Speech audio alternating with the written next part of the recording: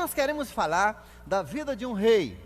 Em 1 Coríntios capítulo 10, a Bíblia diz que as coisas do Velho Testamento, que às vezes são referidas no Novo Testamento como os profetas, ali ele fala de os apóstolos e profetas. Os apóstolos falam no Novo Testamento, profetas, e às vezes profetas e salmos falam do Velho Testamento.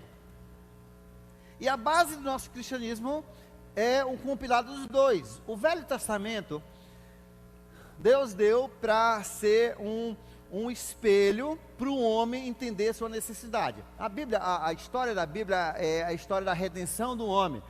Como Deus criou, porque nós precisamos de salvação, como é que o pecado e a morte entraram na vida, e depois todo o plano de Deus, de como seria trazido essa salvação para nós, o perdão do nosso pecado, e o futuro da raça humana, e o futuro da terra.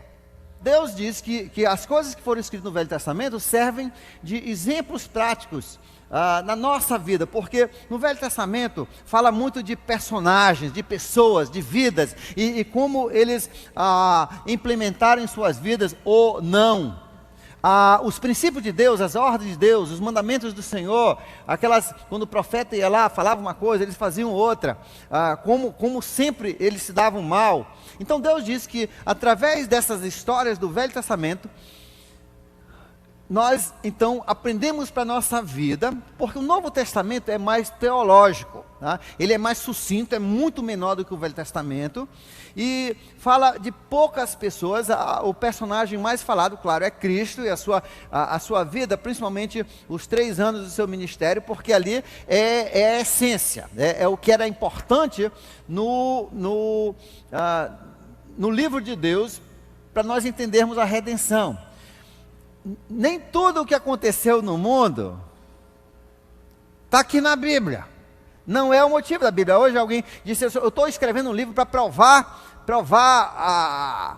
a Bíblia e provar a Deus. Tem tantos livros dessa forma. Não perca seu tempo. Perca seu tempo. Tá? Deus já diz assim: o insensato, o louco, ele diz louco, o louco, no amazonense, o leso, diz: não há Deus, né? Até os cientistas, a maioria dos cientistas hoje, por mais que acreditem em alguma forma de evolução, eles sabem que por trás disso tem um design, tem um planejamento incrível. A matemática da criação é incrível, não tem como o azar, o acaso, ter feito tudo isso. Por isso que Deus diz, o louco diz: não há Deus. O tapado. Então Deus, voltando aqui para nossa, Deus ele não procura se provar a existência.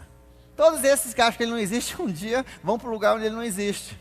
Vão, né? Mas primeiro vão ser confrontados com o juízo. Então, todas essas histórias de vidas e personagens no Velho Testamento, Deus aplica, e você vê que os apóstolos usavam eles para ensinar o povo de Deus no Novo Testamento, que é a nossa época,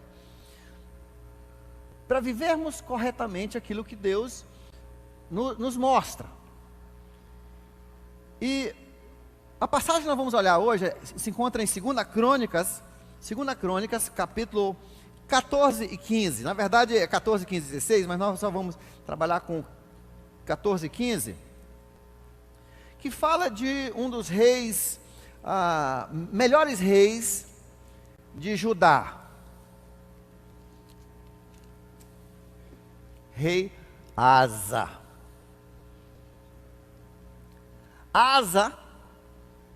Asa, interessante que Asa significa em hebraico médico. Asa se encontra em 2 Crônicas, capítulo 14, 15 e 16. E também em 1 Reis, capítulo 15. 1 Reis, capítulo 15 é bem pouquinho, fala só que foi um bom rei. Mas em 2 Crônicas, ele fala em detalhe. E nós queremos falar sobre ele porque rei Asa governou numa época parecida com a época que nós vivemos hoje. Ele governou numa época, olha só o que diz a Bíblia.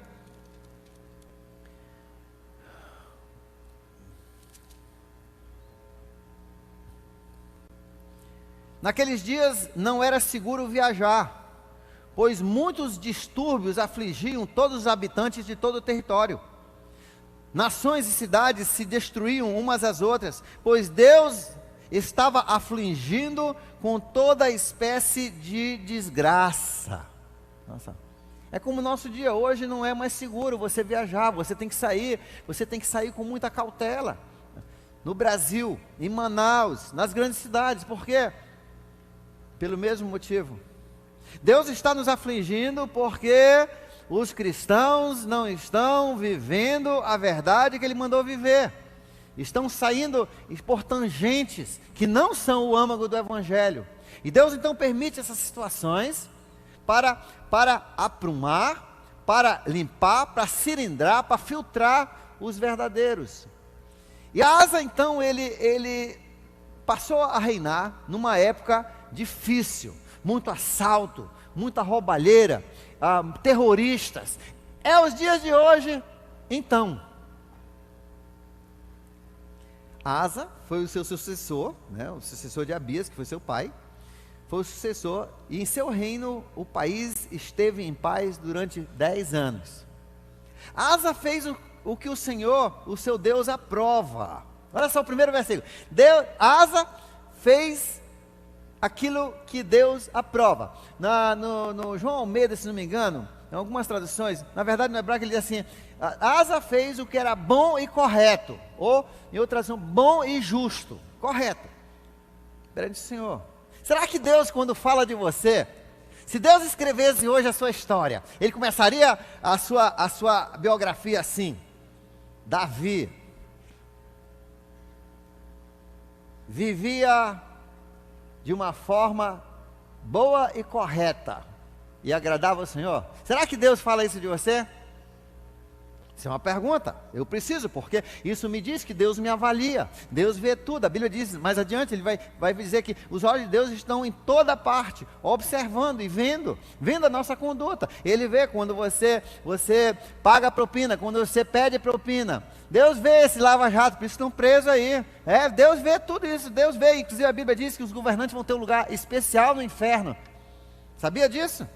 Deus vê tudo. O pessoal pode achar que estão dando uma desperta, mas se nem aqui na terra estão escapando, se até aqui na terra estão descobrindo tudinho, coisas feitas, há mais de 10 anos, já estamos sentados confortavelmente nas suas fortunas, e as pessoas descobriram. Imagine Deus, que viu e vê, e na verdade foi Deus que começa a revelar essas coisas, porque o povo de Deus está clamando, tá? Para que o Brasil se conserte, que o Brasil se ajeite. Então o rei Asa começou a reinar em tempos difíceis, mas ele fez o que o Senhor aprovava. Ele retirou os altares dos deuses estrangeiros, verso 3 do capítulo 14, 2 Crônicas, capítulo 14, verso 3. 2 Crônicas, capítulo 14, verso 3. Retirou os altares dos deuses estrangeiros e os altares idólatras que havia nos montes, despedaçou as colunas sagradas, derrubou os postes sagrados e ordenou que o povo de Judá buscasse o Senhor. Entenda que na história, Deus chamou Abraão, e dele começou a nação que um dia se tornaria, da família dele se tornaria Israel. Israel se consolidou como nação quando Moisés os tirou do Egito, e ali eles se tornaram nação e foram pegar o pedaço de terra que Deus tinha dado para eles, chamado, a terra prometida, a Canaã, esse lugar no Oriente Médio, que até hoje eles estão. E então Deus avisou para eles, e o governo que Deus colocou através de Moisés era uma teocracia. Não tinha rei, não tinha governador, era um país governado pela tribo de Levi, os religiosos, pela igreja como se fosse. Então quem julgava os casos eram eles, quem controlava as finanças também eram os levitas, eles cuidavam do governo, era uma teocracia, e Deus falava diretamente com eles, ou passava as leis e eles executavam. Mas o povo começou a se desgostar desse sistema e começaram a pedir de Deus um rei. Como os outros povos tinham, eles queriam um rei. E Deus permitiu, nos dias de Samuel, que fosse dado um rei. O primeiro rei foi Saul, que foi um péssimo rei. O segundo rei foi o melhor rei de todos os tempos, que foi o rei Davi. E no tempo dele, então, o território de Israel expandiu ao seu máximo. Nunca houve um território maior do que aquele que Davi conseguiu conquistar ali no Oriente Médio. Aí Salomão, ele, com a riqueza, ele construiu um templo lindíssimo para Deus, construiu palácios, mas com dinheiro também ele começou a casar com muitas mulheres. Mulheres estrangeiras que eram um sinal do poder. Aí para cada dessas mulheres, ele começou a construir templos para os outros deuses delas, e começou a corromper tudo. No final da vida dele, o filho dele assumiu o reinado. Reoboão, a Deus já disse: eu vou dividir o reino por causa do seu pecado. E Reoboão ficou com 2 tribos, ficou com 15% da nação, e o resto, as outras 10 tribos, foram com Jeroboão, que era o encarregado no palácio, eram os oficiais de Salomão.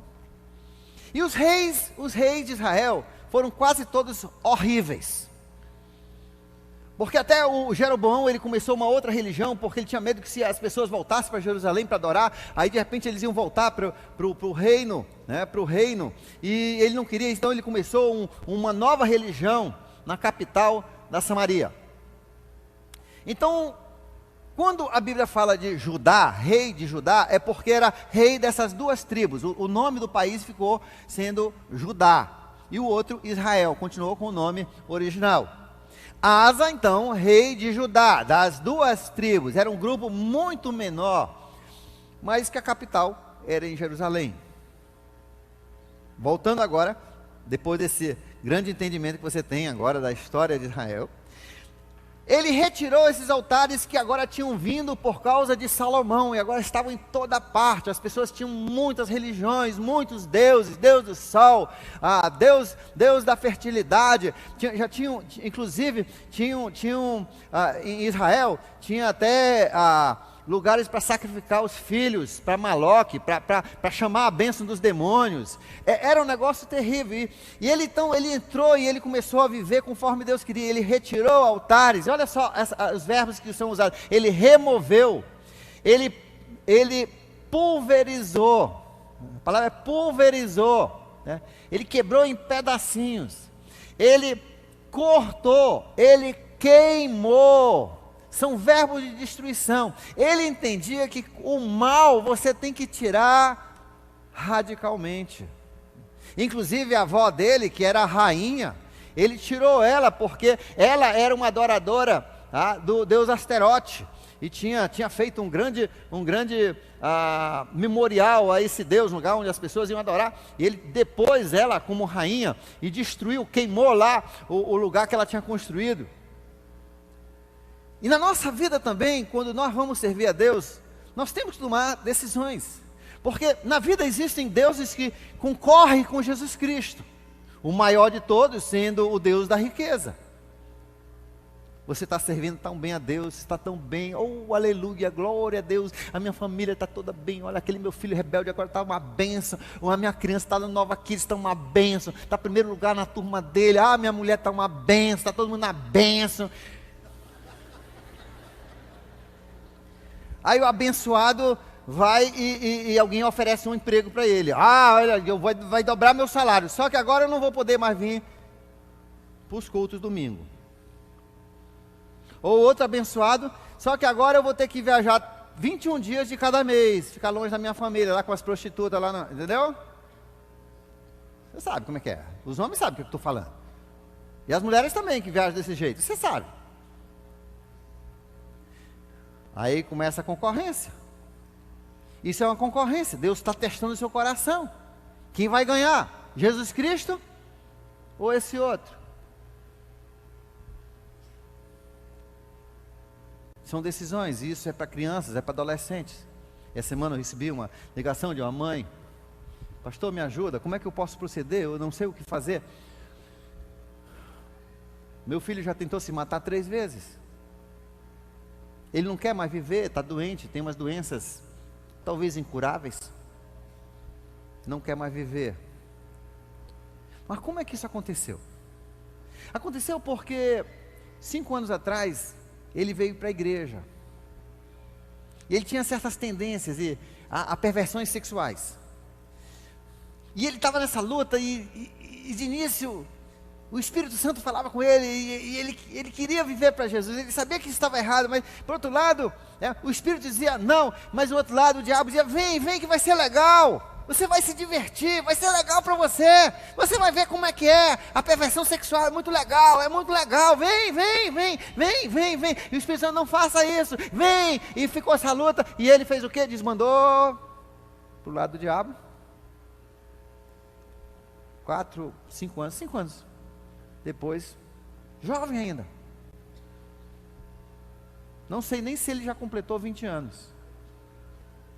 Já tentou se matar 3 vezes. Está doente. Quer morrer. Satanás é mentiroso, gente. Ele cedeu a um falso Deus. Então nós na nossa vida, se nós não vamos ceder a esses falsos deuses, nós temos que ser radicais. Olha só os verbos, remover, pulverizar, cortar, queimar. Verbos radicais. Você sabe, você conhece os seus concorrentes, os concorrentes de Jesus. Talvez é a sua televisão. Se a sua televisão é um concorrente com Jesus, então tire essa coisa da sua vida. Talvez é a TV a cabo, tire o cabo. Talvez é o celular, volte para o pé duro. Gente, você não pode servir a Deus e ser mole com essas coisas. Alguns reis, eles quiseram assim seguir a Deus, mas a Bíblia diz, mas não tiraram esses outros deuses e tentaram ficar ali no meio e nenhum deles prestou. Asa foi radical, porque só em ser radical nós conseguimos agradar a Deus, para poder pôr um fim a essas seduções. Ele então pôs um fim a essas seduções, retirou os altares dos deuses estrangeiros, os altares idólatras, etc. E ordenou ao povo de Judá que buscasse o Senhor, o Deus dos seus antepassados, e que obedecesse às leis e os mandamentos do Senhor. Retirou os altares em todas as cidades da sua região, e o seu reino teve paz. Olha só, eu gosto dessa frase. No final do verso 5, e o seu reino esteve em paz durante seu governo. Quando você tira essas coisas da sua vida que são inimigos do Senhor, vai ter paz na sua vida. Quando você guerreia contra os inimigos do Senhor, o Senhor vai guerrear contra os seus inimigos, como nós vamos ver em seguida. Em seguida, o rei etíope atacou Asa, né? Zerá era o nome do rei etíope, e ele marchou contra ele com um exército de 1 milhão de soldados. Em toda Judá só tinha 300 mil, e vinha um exército de 1 milhão, e tem mais, um exército com carruagens de ferro e bronze, com lâminas nas rodas, que era o terror. Era os Estados Unidos guerreando contra a Venezuela, mais ou menos isso, para você poder ver a perspectiva. Não tinha como ele ganhar, e eles atacaram, e ele se pôs junto com o povo diante do Senhor, e disse: Senhor, Tu és o Deus que ajuda aqueles que Te agradam, aqueles que dependem de Ti, nós somos fracos, socorro Deus, socorro Senhor. E Deus saiu matando os soldados à torta à direita, ele exterminou o exército de 1 milhão. E ficou um despojo enorme, uma riqueza imensa para ajudar. Esse é o Deus que nos favorece quando nós o agradamos. Então marque isso aí. Quando eu guerreio contra os inimigos do Senhor, Ele guerreia contra os meus inimigos. Deixa eu dizer de novo, vamos dizer isso aí. Quando eu guerreio contra os inimigos do Senhor, os concorrentes de Jesus, Ele guerreia contra os meus inimigos. E quando Deus guerreia, vai ter paz na sua vida, vai ter prosperidade, vai ter bonança, vai.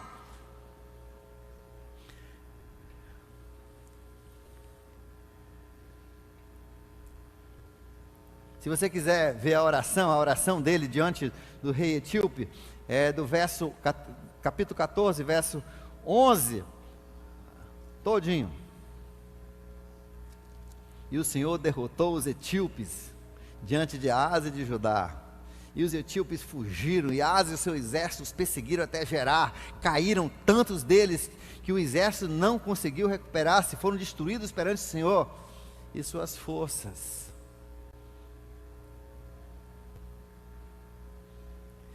E o temor do Senhor, aliás, ele diz, o terror do Senhor, caiu sobre todas as outras cidades da região, e ninguém ousou atacar mais Asa. É isso que acontece quando os nossos caminhos agradam ao Senhor, porque nós eliminamos os concorrentes de Jesus Cristo. Aí houve um reavivamento.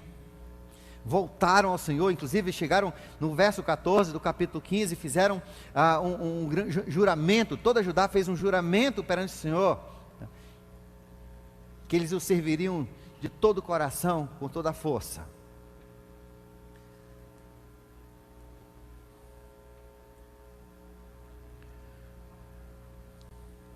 Agora, no capítulo 15, tem um versículo que eu gostaria que nós atendêssemos e nós lêssemos juntos. Capítulo 15, verso 2, a segunda parte, a parte B, e nós vamos projetar aqui, nós vamos ler juntos esse versículo. Coloca aí. Vamos ler? Todo mundo? O Senhor está com vocês quando vocês estão com Ele. Se o buscarem, Ele deixará que o encontrem. Mas se o abandonarem, Ele os abandonará. Vamos ler de novo. O Senhor está com vocês quando vocês estão com Ele. Se o buscarem, Ele deixará que o encontrem. Mas se o abandonarem, Ele os abandonará. É o mesmo Deus hoje. Veja só, a Bíblia diz, aquele versículo que a Bíblia diz que em Hebreus 13, 5, nunca te abandonarei, nunca te deixarei. Sim, não. Mas você morre. Você vai para o céu. Ele não vai te abandonar, Ele vai te puxar para o céu. Ele nunca vai te abandonar. A Bíblia diz que Ele, mas sabe o que Ele faz? Ele te entrega para o diabo. Ele te entrega para o inimigo. Inclusive Paulo escreve para a igreja de Corinto, ele diz, olha, quando vocês estiverem reunidos, entrega esse homem perverso no vosso meio, entregue numa oração para o diabo destruir, devorar o corpo dele, para que ele vá logo para o céu. Não, você não vai deixar de ser filho, mas você vai deixar de ser filho aqui na terra, né? Você não vai ter mais esse corpo que te coloca em encrencas e pecado. Deus te leva embora. É assim. O diabo, a Bíblia diz, é um leão que anda ao nosso redor, esperando devorar, só procurando uma brechinha. Sabe por que ele não devora? Sabe por que o ladrão não entra na sua casa? Porque Deus vê que você está servindo, que você está... Aí Ele coloca anjos ao redor, né? Você pode achar que isso é o seu alarme que está funcionando. Vá. Não é alarme coisa nenhuma, né? São os anjos que estão lá alarmando os ladrões. Só no céu nós vamos ouvir a história dos ladrões que se converterem, ou dos anjos que estiveram lá. Vou te contar uma história. Um dia veio um, tu nem sabe, na tua casa, tu estava lá no culto. O cara veio armado, ele ia te matar para roubar a sua casa. Aí eu fiz um barulhinho lá, ele pensava que era um tanque de guerra que vinha lá de dentro, né? O cara se apavorou, saiu todo chichado. Né? Entendeu? Os anjos, a Bíblia diz, acampam ao redor daqueles que temem ao Senhor. Ele protege a sua casa, Ele protege o seu carro, quando nós estamos com Ele. Aí quando nós damos vez para os outros deuses, Ele diz assim, para os anjos que estão ao nosso redor. E a Bíblia diz que os anjos são espíritos que ministram a favor dos filhos de Deus. Hebreus capítulo 1, último versículo. Aí Deus diz, descansar. Olha, os anjos, descansar. Aí, poxa, o pitbull, né? O pitbull com cara de leão, ele ataca, pega. E o que o diabo mais gosta de pegar você. Te arranca uma perna, arranca 2 rodas do seu carro, arranca o telhado, queima a casa, arranca o seu filho. Basta Deus suspender a proteção que Ele dá aos seus filhos. E é isso que Deus queria que ele entendesse. O Senhor está com vocês quando vocês estão com Ele. Quando você está servindo, Deus está ali. Ele está vendo tudo, Ele protege. Só no céu nós vamos saber a proteção que Deus nos deu nessa cidade. Se o buscarem, Ele deixará que se encontrem. Eu ouvi várias histórias nessas últimas duas histórias nessa semana, de pessoas que em um momento da sua vida disseram: eu preciso de Deus. Hoje à noite eu ouvi uma história: eu preciso de Deus. E Deus conduziu os caminhos para terminarem aqui, encontrarem realmente, e estão crescendo no Senhor, aceitaram Jesus, foram batizados, estão crescendo, estão maravilhados com essa vida de paz que Deus tem dado, e que continuem sempre no agrado de Deus, e sempre essa vida de paz, por mais que tenha tempestades e tribulações, porque isso faz parte da vida, você sempre vai viver uma vida de paz e uma vida vitoriosa.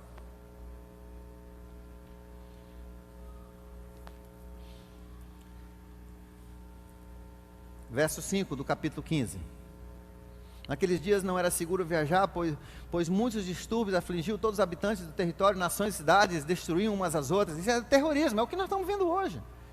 Agora por quê? Pois Deus estava afligindo com todo tipo de desgraça. Essa nossa condição financeira, veja, o Brasil se tornou um dos países mais badalados no mundo por causa das finanças. Estava entre os 10, entre os 20 mais bem colocados do mundo, entre os 10 melhores colocados do mundo. Mas os filhos de Deus no Brasil começaram a ver a prosperidade e deixaram de servir o Deus que trouxe essa prosperidade. E Deus tirou só a mão um pouquinho, só um pouquinho. O dólar foi para 4,25, entendeu? E aí o povo começou a rogar a Deus de novo. Tem campanha de oração no Brasil, nas igrejas. Ó Deus, nos perdoe nosso pecado, corrija essa corrupção. Muitas pessoas que foram para a política, se dizendo o evangelho de cristãos, estavam entre os corruptos. Sim. Deus tirou a mão. Nós dependemos de Deus. É a graça de Deus, é a misericórdia de Deus, é a proteção de Deus que nos abençoa.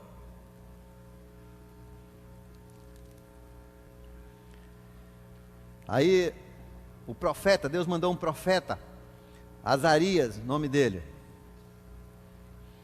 E ele veio e disse: seja forte, sejam fortes e não desanimem, pois o trabalho de vocês será recompensado. Verso 7. Vamos ler esse versículo? Não, isso aqui não está no projetor. Vamos ler aí da Bíblia. Se a pessoa do seu lado não tiver a Bíblia, se aproxime. Capítulo 15, 2 Crônicas, capítulo 15, verso 7. Já? Mas sejam fortes e não desanimem. Diga para a pessoa do seu lado: não desanime. Ele não ouviu: não desanime. Está muito desanimado esse não desanime, tá? Não desanime, pois o trabalho de vocês será recompensado, né? O trabalho de vocês será recompensado. Esse esforço vai valer, Deus garante isso. Não desanime.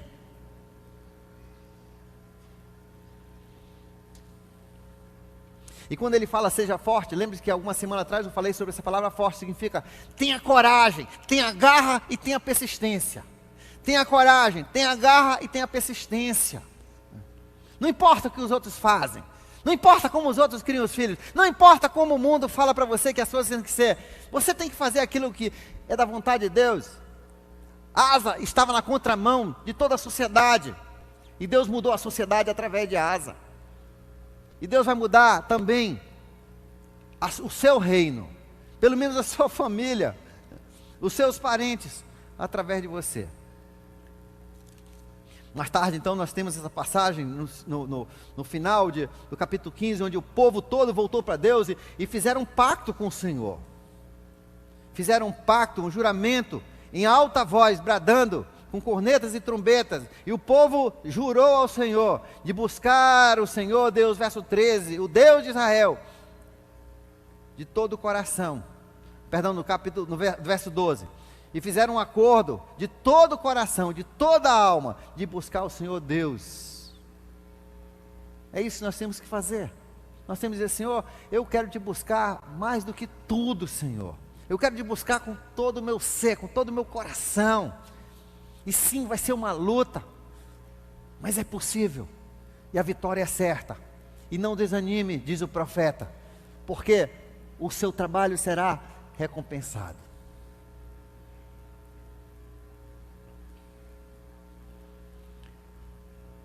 Todo o povo de Judá se alegrou com esse juramento, pois o havia feito de todo o coração. Eles buscaram a Deus com a melhor disposição. Não vem dar o seu menor. Por isso que a gente briga aqui na igreja, do pessoal que chega aqui do meio para o fim do culto. Está errado isso aí. Que disposição é essa? Tem gente que vem para o primeiro culto, chega aqui, agora nós estamos tirando, vamos para o outro auditório. Que negócio é esse de você chegar, o culto começa às 5, a pessoa chega às 6 para o culto? Está querendo enganar quem? Você não engana Deus. Isso não é disposição. Eu estava até brincando aqui, a gente estava cantando a música Caminhando Eu Vou. Aí eu falei, tem alguns irmãos que estão caminhando assim. Caminhando eu vou para Canaã. Tem que caminhar com garra, né? É tipo quando você pega ferro, se você pegar uma peça de ferro fraquinho, vai cair no seu dedão. Você tem que pegar com garra, com força, né? Na primeira vez, você já viu aqueles caras que levantam o peso, né? É assim. Na terceira a coluna arrebenta, né? É assim.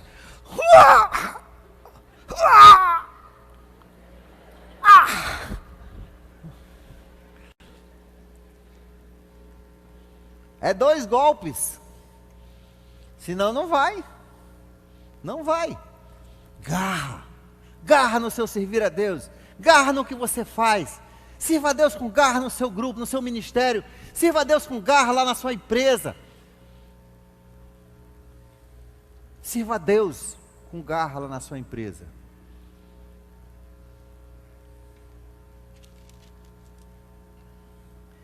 Consequência é que no verso 9 diz que muitas pessoas lá de Israel, onde as coisas estavam horríveis. Horríveis. Por quê? Porque estavam seguindo esses falsos deuses. As pessoas começaram a voltar para ajudar, começaram a transferir, trazendo toda a sua riqueza, trazendo seu dinheiro, trazendo suas famílias. Eles queriam estar perto da bênção de Deus. No final das contas, as pessoas querem estar na bênção de Deus. Eu falei lá na minha aula de um com Deus, e agora, lá na sua empresa, talvez lá, logo que você chegar e descobrir que você é crente, aí vão fazer brincadeira com você, todo mundo, breve, todo mundo vai saber que você é crente. Olha só o crente, olha só, só vive na igreja, olha só, depois diz que é crente, olha só, crente, olha só, quantos já levaram essa chacoalhada? Já, olha só o crentão, olha pastor, inclusive, deve ser pastor, pastora, olha ali. Mas isso é bom, isso é desígnio de Deus, sabe por quê? Porque quando você sabe que todo mundo está olhando você tem que ter mais cuidado na sua conduta, não é maravilha? Deus botando pressão em você. Mas segundo, no dia que morrer alguém de uma família dessa, no dia que vier um câncer, no dia que vier desgraça, adivinha para quem todo mundo corre? Não é para o galanteador, não é para o pilantra, não é para o dopado, não é para sem vergonha, não é para o zombador, é para você que eles vêm. E assim aconteceu. O povo de Israel começou a se mudar, começaram a vir. Eu vi aqui uma irmã que todo mundo, inclusive a chefa dela, ela fazia, zombava dela, ela tirava aquelas brincadeiras e todo mundo sabia. A irmã continuou fiel. Aí um dia veio a crise, adivinha? Essa pessoa que liderava essa brincadeira, esse motim contra ela, veio buscar ajuda, terminou na igreja, aceitou Cristo. Entendeu? Israel começou a vir para o lado de Judá. Isso fez com que o rei de Israel disse: vou perder toda a minha riqueza, vou perder o meu pessoal, vai todo mundo para lá, daqui um pouco vamos fazer uma revolta e vamos voltar para cá e vão tomar. Não, aí ele resolveu enfrentar o rei de Judá, o rei Asa. Asa agora já estava um pouco velho. E é por isso que essa passagem, essa última parte da vida de Asa, eu quero falar para o pessoal que tem mais de 10 anos de igreja. Levante a sua mão. Você tem mais de 10 anos de igreja, você está com Cristo mais de 10 anos. E está aqui nessa igreja, quase isso. É com você que eu quero falar. É com você que Deus quer falar. Asa agora já estava com o reino, 10 anos de paz. O único que ousou atacá-lo foi destruído totalmente. Ele aproveitou esses anos, por sinal a Bíblia diz que ele aproveitou esses anos para reconstruir, fortalecer as muralhas e as cidades contra os ataques do inimigo. Isso nós vimos muitos. Deus abençoou muitos de nós durante a época da prosperidade. Quando Deus traz uma época de prosperidade para os seus filhos, não é para você gastar tudo, não. É para você começar a fazer uma poupança, porque vem vaca magra depois. Isso Deus nos ensina isso na Bíblia. Mas então, você ia comprar um Fiatzinho velho, né? De uns 6 mil reais. Mas de repente dobrou o seu salário. Eu vou dar uma entrada enorme, eu vou comprar um carro do ano de 42 mil reais. Aí você pegou as contas. Logo depois, e agora nem Fiat, nem sossego, você não tem nada. A época de prosperidade, quando Deus abençoa você, não é para você gastar de qualquer jeito, é para você ver que Asa ele começou a colocar, estocar lá na tesouraria do templo, durante esses anos de paz, porque durante a paz você não está gastando tudo, lutando contra o inimigo. Durante o tempo da bonança, nós temos que estabelecer e não desgastar, jogar fora. Nós temos que ser sábios. Mas vamos voltar para o rei Asa. Rei Asa agora já em conforto, na velhice, as pessoas já estão mais tempo no Senhor, já tiveram essas épocas de paz, e veem que é maravilhoso ser do Senhor. Às vezes a gente se acomoda. E a gente já, na noite da pupunha, nós não trazemos os nossos visitantes. A gente deixa, cadê meu convite? Já não traz. Eu vou deixar para os outros. Entendeu? Eu já não trago as pupunhas, porque eu já vi isso várias vezes. Eu acho que, aliás, eu nem vou na noite da pupunha. Acho que eu vou assistir pela internet. E se tiver um outro programa na mesma hora, eu vou assistir a outro programa. Deus quer falar com você agora. Isso acontece. Tem acontecido aqui? Tem.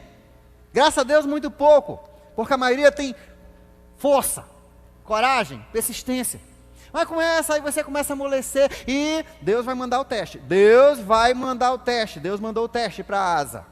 Que ele viu que Asa estava ficando muito acomodado, muito tempo de pai. Você esqueceu como é que é a guerra na sua família. Você esqueceu como é que é todo dia achar que vai ter divórcio. Você esqueceu como é que é ter um filho drogado. Você esqueceu como é que é ter ameaça todo tempo de morte. Você esqueceu como é que é ruim viver no território do inimigo. Você acostumou, você virou um filho mimado do Senhor, e Deus vai te testar, porque Deus não gosta de pessoas que não são fortes. Forte significa corajoso, cheio de garra e cheio de persistência. Persistência, ele vai falar disso, persistência. Aí Deus mandou o rei de Judá. Estava chateado, porque o seu povo estava saindo com a sua riqueza, estavam passando para o lado do rei Asa. E quando ele ouviu que ele ia ser atacado por eles, ele foi e pegou todo aquele dinheiro que ele tinha estocado, todo aquele dinheiro do templo, e ele foi e levou para o rei Ben-Hadad, rei da Síria, rei de Arã. E ele disse assim: faz o seguinte, ameaça Israel, Ameaça Israel, eu estou te dando todo o dinheiro que nós temos da nação. Ameaça, porque eu não quero. Eu pago qualquer valor, eu pago a minha alma, mas eu não quero guerra. Ele deixou de ser forte. Ele deixou de ter garra. Ele deixou de ser corajoso. E o rei Ben-Hadad pegou todo aquele dinheiro, todo aquele ouro, e ameaçou. E Ben-Hadad tinha um dos maiores exércitos da época. Ele ameaçou Israel e disse: olha, nem pense, aliás, saia dessa fronteira, porque eu sou aliado do rei Asa, e eu venho aí acabar com você e sua cidade. Eu vou atacar Samaria, eu vou destruir você. E o rei de Israel voltou atrás, se retirou. Mas Deus mandou um profeta para o rei Asa, e disse que quando você era pé rapado, quando você era pobre, quando você não tinha quase para comer, você estava... Você não clamou e eu não te ajudei? Eu não destruí um exército enorme? Eu sozinho destruí e vocês só pegaram os despojos? Como é que agora, depois de anos de experiência, você perdeu sua coragem, você vai e você contrata um ímpio, você escolhe um outro para te defender e não eu?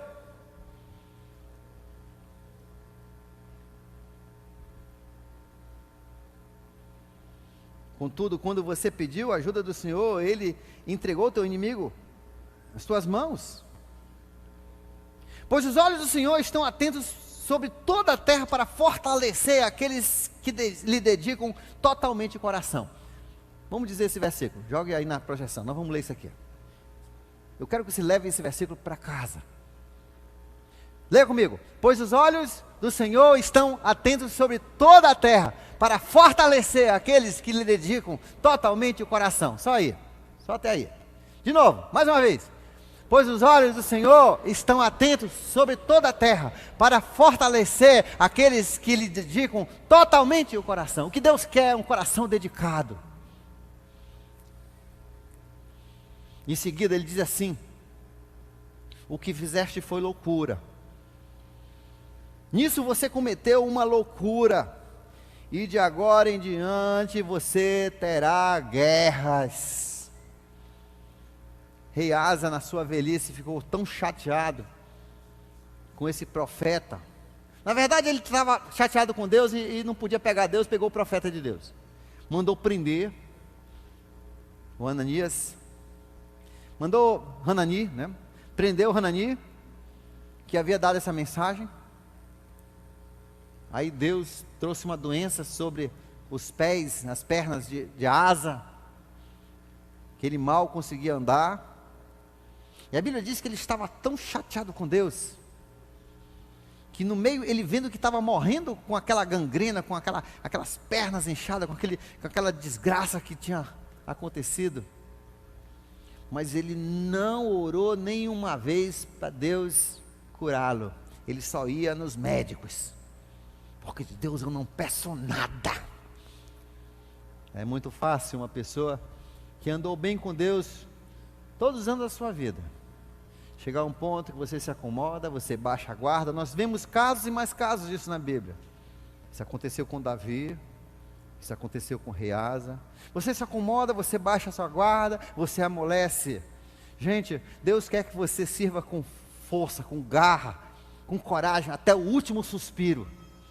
Que você saia dessa terra guerreando contra os inimigos do Senhor, porque quando guerreamos contra os inimigos do Senhor, Ele guerreia contra os nossos inimigos. Vamos baixar nossas cabeças e vamos orar.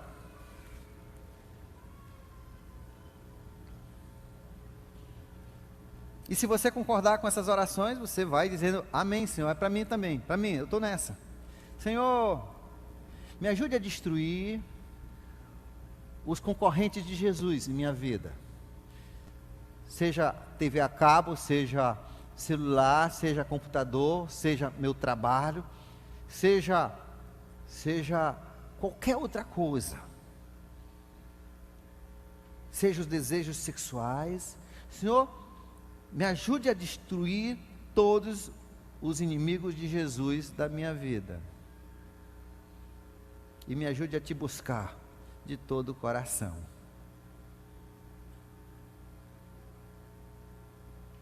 Senhor, eu quero te servir com coragem, força, garra e persistência.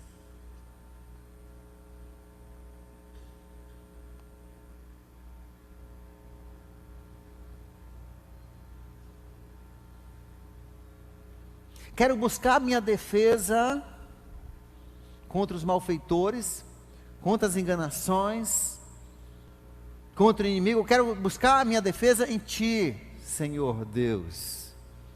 Tu és o meu escudo, Tu és a minha defesa, Tu és o guerreiro que guerreia por mim. Eu quero confiar em Ti.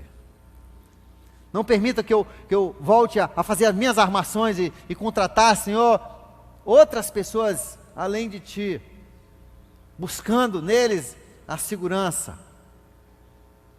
Tu és meu protetor. E finalmente, Senhor, eu quero terminar tão bem quanto comecei. Que o meu último suspiro aqui na terra, ou diante da vinda do Senhor Jesus, tenha a mesma garra, a mesma ousadia, a mesma coragem, a mesma persistência e a mesma dedicação do meu coração a Ti, que tenho hoje, ou que quero ter hoje, em nome de Jesus, amém. Que Deus abençoe a sua semana. A gente se vê domingo, de manhã no CENIB, e domingo à noite a Bíblia com Pupunha, café e o seu amigo.